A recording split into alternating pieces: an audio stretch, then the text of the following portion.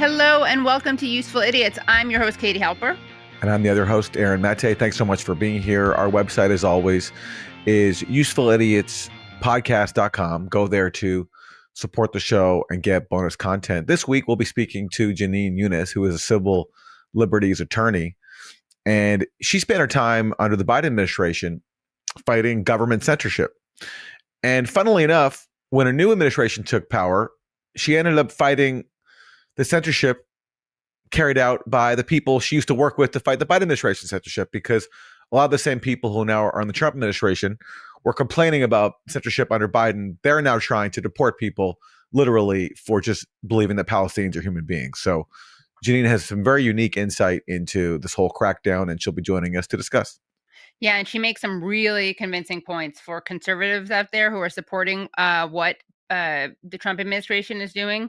You're definitely going to want to listen if you're conservative, because you're not going to be happy if this principle is carried over under a Democratic president. All right, so should we start with 4 basic food groups? What do we got for Democrat suck, Aaron? For Democrat suck, we're going to turn to the aforementioned Biden administration. Jake Sullivan, he was Biden's national security advisor. He's the genius who, shortly before October 7th, was bragging about how quiet the Middle East is, and that's all because of his stewardship of national security. Anyway, he now is at Harvard, and he's talking about another pet project of the Biden administration, which was the whole Ukraine proxy war, which is still ongoing. And I caught him in a lie. And his lie is his now claiming that the Biden administration, when it initially refused to give Ukraine long-range ATACMS missiles, he says, yeah, we were never worried about World War III. That's not why we didn't initially give Ukraine ATACMS missiles, a decision that they later reversed, which we're going to get to. But anyway, this is Jake Sullivan making this claim now. So I think you said in your question that I said we didn't provide them because it fears a World War III. I don't think that I ever said that about ATACMS. Not true, Jake Sullivan. You did say that about ATACMS. When Ukraine first requested ATACMS, you actually did say we're not going to give them because we're afraid of the road to World War III, a decision that you later reversed. But before we get to that, again, here is Jake Sullivan back in July 2022 saying exactly what he now says he didn't say. There are certain capabilities the president has said he is not prepared to provide. One of them is long-range missiles, ATACMS, that have a range of 300 kilometers, because he does believe that while a key goal of the United States is to do the needful to support and defend Ukraine, another key goal is to ensure that we do not end up in a circumstance where we're heading down the road towards a third world war. Bam. Whoa. Bam. I caught him. I caught him in the act. So what he's now saying is, and by the way, Aaron, is he chatting with Signalgate's very own Jeffrey Goldberg? He is chatting with Signalgate's very own Jeffrey Goldberg. That's right, of the Atlantic magazine, and cheerleader for all U.S. wars, including in Yemen and also in Ukraine and Iraq, where he was a very key cog in the propaganda machine. So what Jake Sullivan is now saying, though, is that he never said that, and what he's trying to argue is that the reason, like in the initial clip we played, he goes on to say that we didn't provide the ATACMS initially because we didn't have enough for our own deterrence. And then once we made more ATACMS missiles, then we said, okay, Ukraine can have them. And that's exactly what happened. So he's denying that avoiding World War III was ever a concern. But as we just showed you in the latter clip from July 2022, they did say that we didn't provide ATACMS missiles because of World War III. Whenever they reversed their decision, which was at the end of the administration, they were crossing their own red line of avoiding World War III, which just shows how absolutely reckless they are and how malicious they are now lying about it. Yeah, but Aaron, he said the road to World War III. Right, the road to, not World War III. Okay, right. Yeah. Okay. Yeah. Boom. Yeah. So he doesn't want to be, it's okay to be on the road to World War III, but just not in World War III. That's what he's basically saying. Okay. So be on the road, but don't actually be in the actual war itself. Okay. Yeah. All right. You're welcome, Jake Sullivan. I've cleared your name. Yeah. Well, for Republican suck, let's take a look at a clip of our beloved Secretary of State, Marco Rubio, who went on our beloved favorite show host, Ben Shapiro's show earlier this week. And they talk about, I kid you not, the censorship industrial complex of the Democrats. Let's take a listen. Let's take a look. So let's talk about this major move that you just made at the State Department, getting rid of a big chunk of the censorship bureaucracy that had been created and pushed a while back, but then exacerbated over the course of the last few years, hidden. What's the story with what you are doing over at the State Department to get rid of the body formerly known as the Global Engagement Center? Yeah, I think you have to understand the history behind it. It's real brief. They started it by saying, Al-Qaeda, ISIS, all these terrible groups are radicalizing people online. We should do something about it. And, back when they came up with that 12 years ago, whatever it was, people are like, whatever makes sense. And then it metastasized. And it's like, oh, there's foreign interference in our elections. We need to start going after that. Well, then by 2020, it became a movement to go after voices inside of American politics and begin to label people. And they put a guy in charge who basically was going around saying Trump speaks just like these foreign terrorists. His supporters speak just like these foreign terrorists. So now you have an individual running a State Department entity that was labeling American speech by Americans as foreign interference. So in essence, it metastasized and the metamorphosis into a government-run entity that was targeting political speech in America, labeling it disinformation, and silencing it. All paid for by the American taxpayers directly and indirectly. And that ends. We're not going to be in the business of doing this anymore. In fact, we're going to be in the business of promoting free speech in America and around the world as a core American value. And in case he didn't drive that point home sufficiently, here's a tweet from Marco Rubio. Over the last decade, Americans have been slandered, fired, charged, and even jailed for simply voicing their opinions. That ends today. That's great that he's so committed to ending censorship and ending punishing people over speech. But, he has an interesting way of implementing that, given that, yet again, another Palestinian Columbia student was just arrested for speech, literally for speech. And they're getting really creative. So let's take a look at this article. And what they're doing right now is they're not only targeting people who are on green cards, but actual citizens. And they seem to really like picking on, ironically enough, immigration lawyers. So DHS tells 2 Massachusetts immigration lawyers, both citizens, to self-deport. So the lawyers are warning that the DHS is not being careful. That's a pretty good sign. And let's take a look at this video about someone else who is currently being held by ICE. Tell me if you think this is an appropriate person to be held by ICE. I'm here in the Leon County Courthouse where we just got done with the first appearance of Juan Carlos Lopez Gomez, who was detained Wednesday in Florida, and he had charges of entering the state as an unauthorized immigrant. However, he is an American citizen. His mother came to the courthouse, showed his birth certificate and his social security number card, and that still wasn't enough to get him released. The judge just said that she was sorry, and the attorney working for the state said that because he had an ICE hold, he couldn't be released, even if the court didn't find probable cause for his arrest. A birth certificate and social security number proves that this person is a citizen, but he still can't be released from ICE. So this is the free speech and the end of governmental overreach that Marco Rubio is claiming to be responsible for. I mean, you just can't make it up. I mean, it's hard to call it xenophobic if now they're trying to deport Americans. You're right. I mean, so I guess you, Woke. I guess you could give him credit for, I guess, not being xenophobic. I mean, can we give him that because they're trying to deport Americans? So technically, that's not xenophobic, but of course, it is xenophobic because xenophobic is rooted in bigotry, and they're targeting brown people, and they're targeting the lawyers of brown people. Now, they say in their instructions to lawyers to self-deport that was a mistake. They didn't mean to tell lawyers who are American citizens who represent immigrants. They didn't mean to get them to tell them to leave, but they are trying to deport now this man in Georgia who's an American citizen. So yeah, things are just getting nuts. It's funny. It's like they're so they have such impunity and entitlement that Ben Shapiro doesn't even ask him to, doesn't even throw him a softball to explain why what they're doing is not censorship. and not targeting free political speech. And I say that because, you know, it is targeting political speech, but they have all these excuses that are really bad to pretend that it's not about that. But again, I just thought it was noteworthy that Shapiro doesn't even ask him to do that because he's just a Rubio cuck. In a world where it seems like we're constantly being listened to by our phones, our computers, security systems, and Alexas, it sometimes feels pointless to even hope for privacy anymore. Amazon, Meta, and Apple are all using your data to sell you ads. But what if we told you something else was listening to you in a much more nefarious way, using your data to sell you to third parties and governments? You may have already guessed what it is: AI.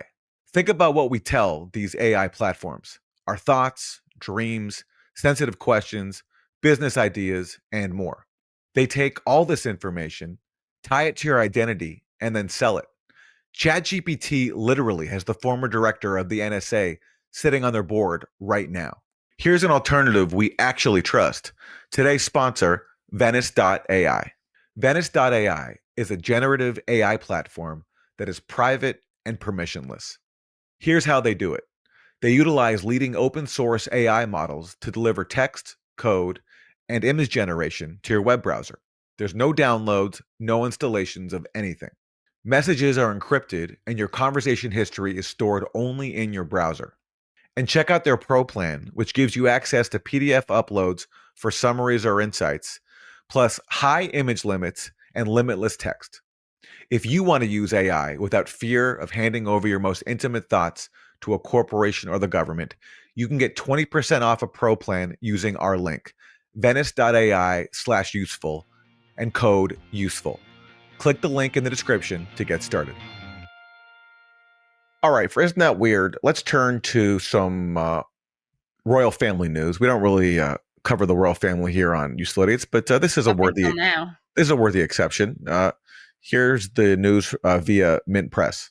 Harry and Meghan cut ties with Muslim women's organization due to founders' pro-Palestinian statements.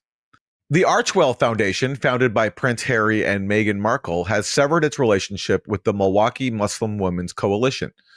The decision came following the discovery of past statements by the group's founder, Jenin Younes, who described Israel, wait for it everybody, as an apartheid state. According to reports, the Archwell Foundation had contributed over $55,000 in support of the group's initiative. So basically, Prince Harry, Meghan Markle give some money through their foundation to a charity, a Muslim charity in Milwaukee. And then the news outlet News Nation did like with some classic snitch journalism where they went to Archwell, the Meghan Harry charity, and said, hey, did you know that you gave a grant to someone who called Israel an apartheid state? And then Prince Harry and Meghan Markle cut off that charity. They're so offended that someone would dare call Israel an apartheid state and also speak out for Palestinian rights, which is what this charity director did. And Katie, you had a funny response to this. This is what you said. When your racist dead grandmother, who was born in 1926 and was the Queen of England, is better on Israel than you are. Also, sorry if I don't trust the opinion of someone who wore a Nazi costume to a party. And that's right, because, you know, as you pointed out with these screenshots, Harry's grandmother, Queen Elizabeth, believed that every Israeli was either a terrorist or a son of a terrorist. So this racist queen, because Queen Elizabeth, you know, had some bigotry of her own, was more progressive on Palestine than her grandson, Prince Harry. And you also pointed out, you pointed that Prince Harry has dressed as a literal Nazi before at a costume party. Yeah, and not only did he dress up as a Nazi, but he threw his brother and sister-in-law under the bus and claims that they bullied him or peer pressured him into doing that, which if that's true, they're weirdos, but it lies with you, Harry. It's on you. You don't have to listen to people who to tell you to dress up as a Nazi. So for all we heard about, you know, Prince Harry being so woke and enlightened and standing up to racism, right? The racism of the royal family. Yeah. Apparently his evolution doesn't extend to Palestinians, to the point where his charity feels compelled to cut off a group simply because their founder doesn't like Israeli apartheid and has criticized it. And just really, it's worth stressing here, News Nation. I mean, this is what you're spending your journalistic resources on Yeah. trying to get a charity deprived of funds from Prince Harry because their founder criticizes Israel. I mean, classic snitch journalism. Because their founder literally said something about Israel that is undeniable, which is that it is an apartheid state. I mean, there's really no disagreement about that. So for Isn't That Terrible, we have some terrible news about Betar, which is in itself a terrible organization. It is, in fact, so bad, so racist, so extremist that the ADL considers it a hate group, which is saying a lot because they share a very strong commitment to Zionism and hatred of Palestinians and people who defend Palestinians. So let's take a look at this tweet from Betar. Among the Jews we believe will not be allowed into Israel again are Peter Beinart, Aaron J. Mate, Norm Finkelstein, and many others. So this is terrible for a couple of reasons. One, it's terrible because it is, McCarthyite, smearing, hateful. But for me personally, it's terrible because I have to suffer the indignity of having my co-host on that list, Aaron J. Mate. As if that's not bad enough, if you scroll down, you'll see that they do include a helper. They include Jeff Halper, but not Katie Halper. So not only are they rubbing in my face that I didn't make the cut, my co-host, Aaron Mate, made the cut. I didn't. Another helper made the cut. I didn't. And other people I've interviewed, like Medea Benjamin, Simone Zimmerman, and Wallace Shawn, have made the cut, and I didn't. So I feel pretty inadequate right now. But I will say something interesting about Betar is that they are right in their prediction about at least two of the people on this list. You'll see the Jewish poet, Adrienne Rich. She will most certainly not be going to Israel. She won't be allowed into Israel because she died in 2012. And if you go to the top left, you see Tony Judt, the brilliant historian. Well, he died in 2010. So I guess they have a good track record for predicting at least two people who won't be allowed back into Israel, but that's more because they're dead than anything else. And Jeff Halper lives in Israel. He's the founder of Israelis Against Home Demolitions, and he, is an activist against Israel razing Palestinians' homes in the occupied West Bank. And so he's already there. So I don't see how he's not going to be let in if he already lives there. Good catch, Aaron. I have to admit, I did notice Halper, obviously, because it hurt my feelings because I was snubbed. And I do know he lives in Israel, but I didn't put together that, that means he's not going to be not let into Israel because he's already there. So I guess, like people who follow sports would call this 2 for 3. They got 2 right and 1 wrong. Yeah. Funny story about Betar calling for me to be banned from Israel. I'm probably alive because of Betar. During the Nazi Holocaust, my father, Gabor, who was then an infant, and his mother, my grandmother, Judy, they tried to get access to the Glass House in Budapest, which was a place of refuge for Hungarian Jews under Nazi occupation. And initially, they weren't allowed in. But because the founder of Betar, Zev Jabotinsky, was a friend of my great-grandfather, Joseph Lovey, after Betar members inside the Glass House heard that my grandmother and her infant son, my father, were outside, they were allowed in. And that very well may have saved my father and grandmother's life, and therefore might be the reason why I'm still here. So how ironic that Betar helped save my family during the Nazi genocide, but now is targeting me during the Gaza genocide. Yeah. Wow. They must be really upset about that. It's just one of those historical ironies. And those have been your 4 basic food groups. This show is sponsored by BetterHelp. At Useful Idiots, we are extremely proud to have an audience that really cares about helping the world, from bold activism to staying informed to supporting independent media. The support you give us and the brave guests we interview is invaluable. You are making a difference in the world. But when it comes to helping the world, our philosophy is that a healthy external life starts with a healthy internal one. Therapy can be helpful to anyone who tries it. You can learn positive coping skills, find new ways to set boundaries, improve relationships with green flags, or even just have someone to talk to. It empowers you to be the best version of yourself. That's why we recommend BetterHelp. BetterHelp is fully online, which not only takes away the hassle of travel, but also eases the stress of taking this new step towards a better you. Over 5 million people worldwide use it. Why not you too?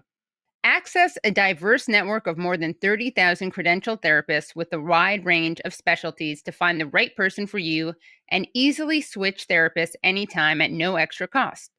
Discover your relationship green flags with BetterHelp.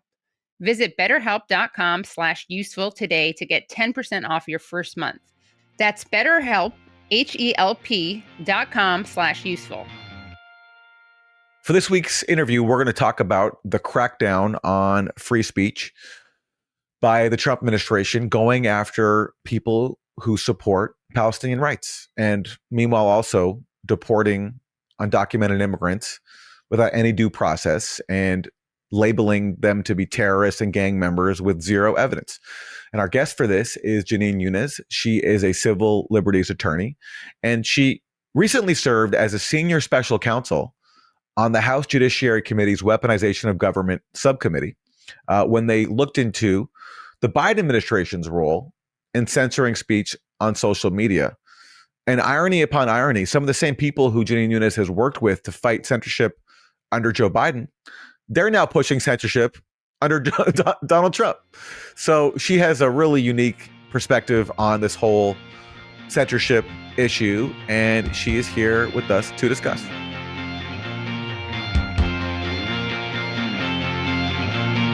Jenin, thank you so much for joining. Thank you so much for having me. I'm a big fan of the podcast, so it's a pleasure to be here. Now must be a really crazy time to be a civil liberties lawyer. Tell us about what you do as a civil liberties lawyer and how you are trying to fight for civil liberties under this administration in particular. Well, I have a focus on First Amendment free speech rights. I've had that for a couple of years. I actually started that by defending what would largely be called conservative speech, people who questioned the lockdowns, vaccine mandates, the vaccines themselves, the suppression of the Hunter Biden laptop story, and the results of the 2020 election. Those were basically the categories of speech that our clients were suppressed for, mainly under the Biden administration by various agencies as well as the White House. So before that, I was a public defender in New York, which is a very left-wing career. I ended up going into the civil liberties practice of law because I was really opposed to COVID restrictions kind of personally. I thought it was a huge civil liberties violation. I had questions about whether it would be effective in the long term. I thought it might hurt the poor and working class the most. In fact, that it would be likely to, the shutdowns of businesses and public schools and that sort of thing. So I've had a weird political trajectory. But for the last 4 or so years, I've worked mainly with conservatives, even though that's not really my political persuasion, and mainly defending what you would call conservative causes.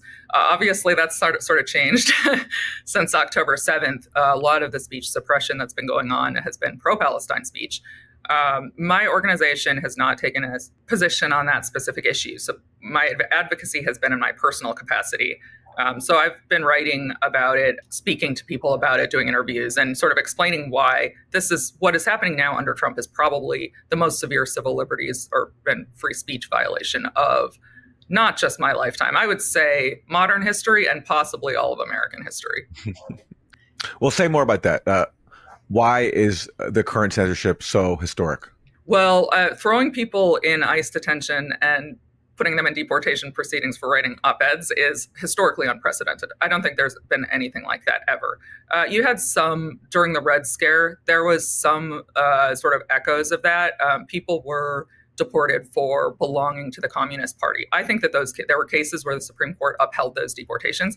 I disagree with the Supreme Court's decision there. Those were also divided decisions. They were 5-4, I believe. So it wasn't like a unanimous Supreme Court. Nevertheless, I think they can also be distinguished in that if you were an American who belonged to the Communist Party, you would also be guilty of violating criminal laws. The court didn't even consider those free speech cases. I don't think that's right. I think that's the wrong analysis, but they kind of drew a distinction and said, you are effectively belonging to a party that seeks to overthrow the United States government. The fact that we are throwing people in ICE detention, tearing them away from their families, and deporting them out of the country for criticizing a foreign nation is so without precedent in this country that I really can't, I really don't even have words for it. And I don't know how many people they're going to eventually punish. I don't know if they're going to go after citizens next. I think they might because they've indicated they could. But what they're doing is chilling everybody's speech. That's a major concern in First Amendment law, that when people see others being punished for the same kind of speech they want to engage in, that they're going to say, well, I can't risk that.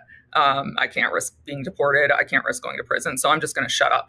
And I would say that's the ultimate aim, is to entirely suppress any pro-Palestine advocacy. So most recently, I mean, it is hard to keep up with, and this is most recently that we know of. Columbia undergraduate student Mohammed Dawi was abducted by ICE after attending a naturalization citizenship appointment that he had been expecting for a while. And obviously, we all know about the case of Mahmoud Khalil. A lot of Trump supporters and also Israel supporters are claiming that there's legal justification for what they're doing. Can you go through those arguments and explain why you actually disagree with them and why I think you would argue the law disagrees with them and the Constitution? Yeah, so what they're doing is using this obscure provision of immigration law that was from the Cold War era. I think it was 1952. And it allows the Secretary of State to essentially unilaterally deem someone a national security threat, or actually the words are foreign policy. So someone who poses a threat to our foreign policy, and to deport them. The statute seems to imply that that can be done without any judicial oversight. And so that is why the judge in Mahmoud Khalil's immigration case found that he could be deported. And while people are angry about that, I think that needs to be looked at in perspective. I don't agree with what she did. I'm not an immigration lawyer, so I'm not exactly sure the parameters of what she could have done.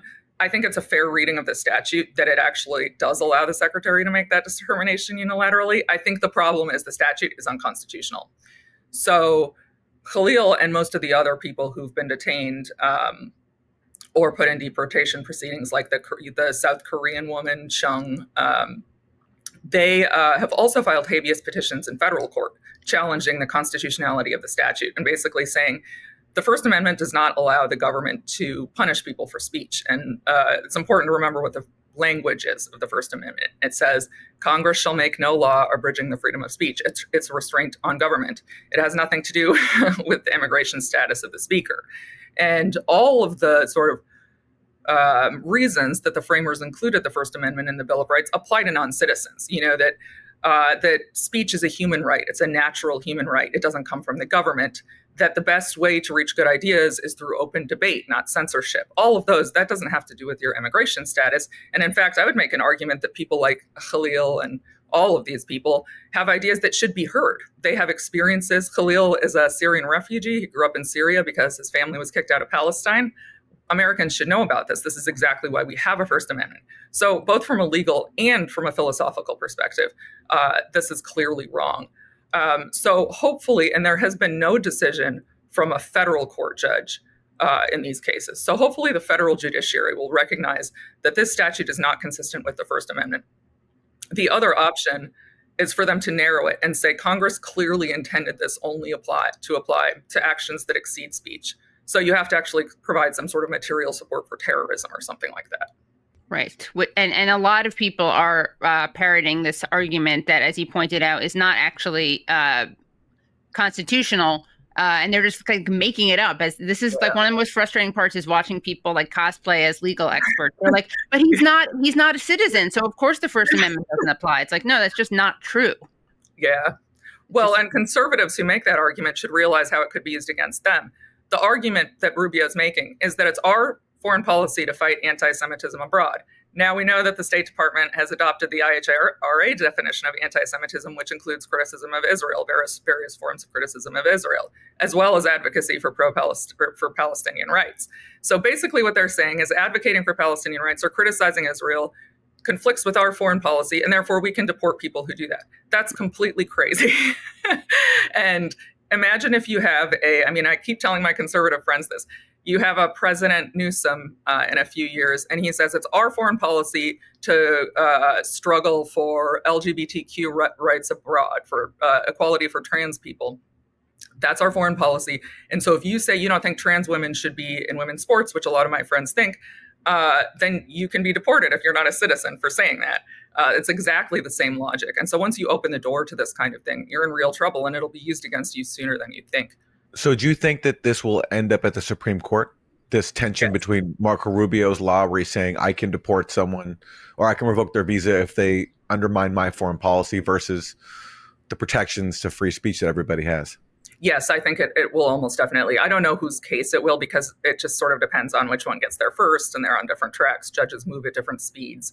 But I suspect one of these will reach the Supreme Court on a preliminary injunction motion, probably there'll be a decision from the Supreme Court within 6 months, is what I predict.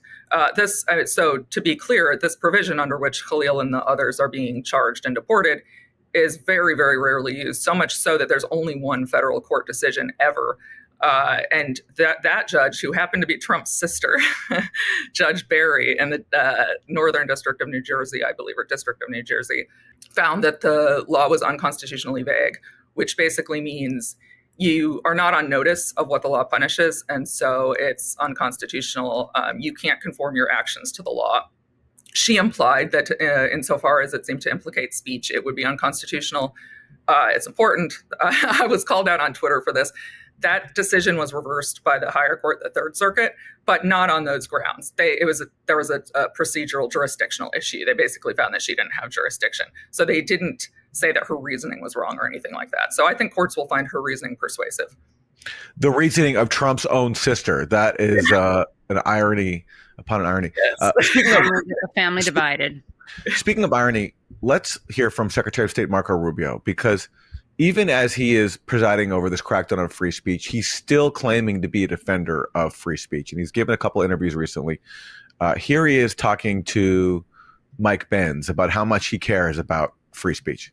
Is there any insights that you can provide to the American people about how the State Department is going to go about once again restoring free speech in a world where we are facing foreign threats from the European Union and Brazil and other places to Americans' ability to talk? Yeah, so the first thing, obviously, is our number one priority is Americans. So we don't want to see an American who happens to be living in London or happens to be living in Europe post something online about American politics or any politics, and all of a sudden they're facing ramifications over there, or they're denied entry, and something happens, we're denying them into our country, or we're going to arrest them because they posted something while living overseas. So our number one interest is the impact it has on Americans. I mean, is he doing a bit? Like, he's describing his own policy about foreign people here in the U.S., and he's saying he's so concerned about that happening to Americans while he's doing that exact thing to people who are living here, people from Turkey and Palestine and South Korea. I mean, it's like, is this a joke? Are they just toying with us? This is just extraordinary. If it's a bit, he's really committed to the bit. Yeah. Yeah, sometimes I think they're like really screwing with us because it's just unbelievable, the hypocrisy. And let's hear more. Here is Marco Rubio talking to, what's his name? Ben Shapiro. So let's talk about this major move that you just made at the State Department, getting rid of a big chunk of the censorship bureaucracy that had been created and pushed a while back, but then exacerbated over the course of the last few years, hidden. What's the story with what you are doing over at the State Department to get rid of the body formerly known as the Global Engagement Center? Yeah, I think you have to understand the history behind it. It's real brief. They started it by saying, Al-Qaeda, ISIS, all these terrible groups are radicalizing people online. We should do something about it. And, back when they came up with that 12 years ago, whatever it was, people are like, whatever makes sense. And then it metastasized. And it's like, there's foreign interference in our elections. We need to start going after that. Well, then by 2020, it became a movement to go after voices inside of American politics and begin to label people. And they put a guy in charge who basically was going around saying Trump speaks just like these foreign terrorists. His supporters speak just like these foreign terrorists. So now you have an individual running a State Department entity that was labeling American speech by Americans as foreign interference. And then really the kicker was not only were they doing all that formally from the State Department, but they were taking State Department money and they were giving it to these third-party groups who were supposed to be like independent, verified arbiters of what's true and what isn't, what's good and what's bad. And these groups were deliberately targeting, I believe you were one of the ones they targeted, I think the Federalists, began putting labels on people. Now, you may say, okay, well, what's the importance of the label? Well, that's not just the issue here. The issue is not only did they put labels on people, that was then used to go to social media companies. It was used to go to outlets and say, you have to deplatform these people, or you have to cut back on how much views they're getting. You have to go after them, in essence, silence them. So, Jenin, you have unique insight here because you actually challenged the censorship that Marco Rubio is talking about when it was under Biden. What Marco Rubio is again leaving out is he's now presiding over his own censorship regime, which includes labeling people as supporters of terror, even though, of course, they've never, A, supported terrorist groups, and B, ever been accused of supporting terrorist groups. Yeah, I mean, the irony is too much for me to take almost. So, and just by almost, I guess you'd say coincidence, the lawsuit that he's referring to, the Federalist versus the State Department, I represent the plaintiffs in that, the Daily Wire and the Federalist, so also Ben Shapiro's group. And so we exposed a lot of what the State Department had been doing, which is supposedly in an effort to combat foreign misinformation, had ended up censoring a lot of domestic speech. And they were sort of doing that through funding various tools and technologies that could be implemented by companies to sort of ferret out so-called foreign disinformation. But there's really no way to do that. And at some point, it became clear that they actually had the intent of suppressing misinformation, disinformation, and not even about foreign stuff. So including about COVID, 2020 election, all of that. So we had got discovery in that case and exposed a lot of it. We're now sort of in talks with them, possibly settlement talks, given their new stance or the new administration stance. I don't even, like, the irony is just, it's beyond astounding. I don't know if Rubio himself is just incredibly cynical and knows but doesn't care, or if he's really that brainwashed that I mean, and there's an extent to which I don't like to throw the term racism around lightly, but I do think there's an extent to which, like, that censorship was mainly about white conservatives, of white conservatives. And this is about brown people from other countries. And so he might really just not see what's before his own eyes. Yeah, there's definitely a built-in dehumanization of Palestinians, I think, that is motivating so many politicians, members of the Trump administration, but also it's pretty bipartisan. There's definitely more hypocrisy that I'm going to ask you to respond to, including from our very own vice president.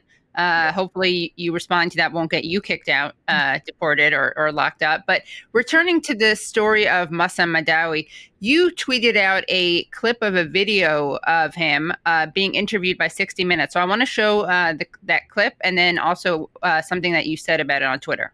The night of the rally, I believe someone in the crowd said something very anti-Jewish, not just anti-Israeli, but anti-Jewish. Yes, this was as a walkout on November 9th. And a person who is not affiliated with Colombia, we've never seen him, we don't know who is this guy, comes down the stairs yelling, "Death to Jews." I was shocked, and I walked directly to the person and I told him, "You don't represent us because this is not something that we agree with." And directly what I've done, I took the megaphone and I gave a speech and I said, "We here are conscious, educated students, and we know how to separate right from wrong. And what this guy has said is wrong. What this guy has said is clearly anti-Semitic against Jews. Anti-Semitic. To be anti-Semitic is unjust. And the fight for the freedom of Palestine and the fight against anti-Semitism go hand in hand, because injustice anywhere is a threat to justice everywhere." So that's Mohsen being asked about statements made at a Colombia protest. And as he points out, it probably wasn't even someone from Colombia, and he condemned that. So you wrote something very interesting on Twitter. You wrote, in this clip below, he talks about how he rebuked a protester at Colombia who made an anti-Semitic statement. "It's always been clear that the Trump administration's monstrous campaign is about stamping out pro-Palestinian activity. I initially thought they made a mistake with Khalil," as in Mahmoud Khalil, "and accidentally picked someone who had not said something even remotely objectionable or committed any crime. Now it's clear they're targeting those people specifically to entirely chill any pro-Palestinian advocacy. They will not succeed." And then you also write in another tweet, "The fact that the Trump administration chose as their next target of persecution someone who had explicitly renounced anti-Semitism and made efforts to combat it at protests suggests they really want to shove in our faces that this is about pro-Palestinian advocacy, not anti-Semitism." So can you elaborate on that? Yeah, so I initially thought with Khalil that they had made a mistake because they're stupid. Sorry for my language. But that they didn't realize that he had a green card. They thought he had a visa, which seems to actually be clear because apparently that's what the ICE officers said when they showed up. Yeah, you hear him saying that. And that these people are taking advice from groups like Betar, who call all pro-Palestinian advocacy terrorism and that kind of thing. And that, people like Secretary Rubio are actually really ignorant and don't know the difference and just accept these representations. So I initially thought that because I was like, why would you go after Khalil? He's really hasn't said anything wrong. He's been involved in the protests, but they can't pin any activity on him. Nothing even anti-Semitic, which is still anti-Semitic speech is still protected. Hate speech is still protected speech. And I don't think people should be deported for it. It's a little harder to make that case publicly in this environment, I can say. But he happens to not have said anything anti-Semitic. In fact, he talks about Palestinian and Jewish liberation being intertwined. Right? Yeah. Exactly. So I initially thought they erred, and then they were like, oh, shit, we're stuck with this. Sorry if I shouldn't swear. Now we have to kind of defend it because we don't want to admit we made a mistake. But the fact that everyone they've gone after since is similarly kind of faultless, like even from a moral perspective, let alone a legal one, suggests to me that they're trying to send the message that they're actually going after just pro-Palestinian advocacy. Because why would you pick people who have explicitly renounced anti-Semitism, who are the woman who was kidnapped from Tufts by 6 masked men who went up to her on the street on the way to her Ramadan Eid dinner? Why would you pick someone who just wrote an op-ed arguing that that the Tufts administration... They're called for or something. Yeah. Like, surely there are disruptive people. Surely there are people who've behaved badly, probably said some actually pro-Hamas things that would make a better PR case. So that's why that's my theory at this point. Yeah, I also thought that. I was like, wow, they really messed up. They chose this really wholesome person. Obviously, as you pointed out, you can say things that are offensive, legally speaking. But I was like, but this kid is not a good poster boy for this case, right? Because he is he doesn't say anything objectionable. Then we get Mohsen, and I think that, related to your theory, I think it's also to scare more people, because if you choose people who are saying things that are kind of like edgy or maybe are legally protected in theory but are offensive, I think a lot of people won't worry because, as long as I don't say something like that, they're not going to go after me. But if you see that they're going after people who go out of their way to condemn anti-Semitism, who say things that are very kind of extremely palatable, I think it probably has a bigger chilling factor. Absolutely, yeah. You make it clear that, just renouncing Hamas and anti-Semitism doesn't protect you. Any kind of pro-Palestinian advocacy can get you in trouble. The other thing is, I think they probably consider these people more effective because I think they are. And that's another reason they might be targeting them. They're not easy to marginalize or dismiss or vilify. So that makes them that much more powerful. Yeah. Let's talk about Democrats for a second and how they're responding to all this. Cory Booker recently gave that 25-hour marathon quasi filibuster where he mentioned the attack on free speech kind of in passing once and didn't mention Gaza at all. Here's a recent clip from Rachel Maddow of MSNBC talking about the protests against both the genocide in Gaza and also the crackdown on Palestine free speech. And watch how she just goes out of her way to not mention anything about Gaza or Palestine. At the University of Wisconsin at Milwaukee, a protest against students' visas being revoked. More protests against Trump's attacks on immigrants and international students at Emory University in Georgia. By the way, I just want to say for people who are just listening and not watching that what we see, despite what she's saying, is we see a Free Palestine sign, and then we also see a protesting against genocide is not a crime. Okay, back to the clip.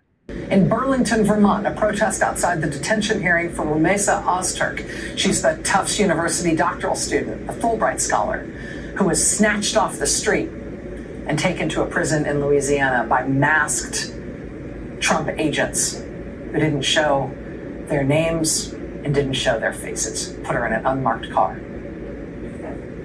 Yesterday, also in Louisiana, a protest outside that immigration prison, which is holding Rumeysa Ozturk and also holding Mahmoud Khalil from Columbia University, and frankly, thousands of other people whose names we do not know. Can we get one mention of Palestine? Just one. We're seeing the images in the clip, like you see the Palestinian flags and signs against genocide, but she can't just come to acknowledge that this is about Palestine. They're cracking down on people who support Palestinian rights because they oppose the genocide in Gaza, which she just can't mention. And let me also turn to Deborah Lipstadt. Oh my she God, the worst. Is the former so-called anti-Semitism envoy under Joe Biden. And she's also a historian of the Holocaust. And listen to her reaction to the Trump administration's crackdown on foreign students who write op-eds and join protests in support of Palestinian rights. I'm coming down right smack dab in the middle. I don't oppose many of the things that are being done. I just wish they would be done more deftly. So, yes to censorship, says Deborah Lipstadt, the Biden envoy on anti-Semitism. Just do it more deftly. That's the message we're getting from her. And, this speaks to how the Biden administration, although they weren't waging such an egregious crackdown on free speech, they laid the groundwork for it by demonizing protesters and also by pushing the same phony definition of anti-Semitism that the Trump administration is now using to deport people, which basically equates criticism of Israel or Zionism with anti-Semitism. Well, I think, and one thing this shows is there's actually really not a substantial difference between the Democrats and the Republicans on this issue. One of my favorite podcasts during the election season when I was I wasn't even going to vote for either of the major parties, but who would I kind of prefer to win? I listened to your episode with the two Palestinian women who had different views. I actually listened to it a couple times. I thought they were both pretty persuasive, but in the end, there's not real daylight between them. And that's why Rachel Maddow wouldn't even mention the Palestine issue, because she's really part of the same establishment that's just, doing the Zionist spitting on this. But look, things have gotten so bad under Trump that even someone like Nina Jankowicz, who was a major pusher of censorship under Biden and smearing people as pushing disinformation or Russian propaganda, even she now is sounding sensible. This is from her recent testimony at a congressional committee. And listen to what she says about the Trump administration's crackdown on free speech. And to hear the rest of the interview, please go to usefulidiotspodcast.com. That was really fascinating. And it's not that frequent that you get someone who's been kind of on both sides of issues, politically speaking, and is so consistent. So I really appreciate that about her. Yeah, exactly. She's been on both sides because she's been consistent. She actually believes in free speech. And free speech means you defend the rights of free speech, especially of those you disagree with. Otherwise, you don't believe in free speech. And you defend someone's free speech no matter your assessment of their own views. And Jenin Younes is a rare person who has actually done that, as opposed to both the Trump administration, which is now presiding over a crackdown on free speech after claiming they oppose censorship, and Democrats too, who had censorship issues of their own. So thank you, Jenin Younes, for joining us, and thank you for being rarely consistent on this issue. Yeah, and you're definitely going to want to join usefulidiotspodcast.com if you don't already, because she gets into some real hypocrisy coming from the right and calls it out in a way that's, I think, very instructive. All right, that's our show. As mentioned, our website is usefulidiotspodcast.com. Please go there to support the show, keep us going, and get bonus content. Thanks for watching Useful Idiots. We'll see you next time. Bye, everyone. Thanks so much for listening to and watching Useful Idiots. For extended episodes, bonus content, and our weekly Thursday Throwdown episode, please subscribe at usefulidiotspodcast.com. Support the show for free by subscribing on YouTube, Rumble, and wherever you get your podcasts. And if you like the podcast, don't forget to rate and review. You can also follow us on Twitter at UsefulIdiotPod. Thanks for supporting independent media. We'll see you next time.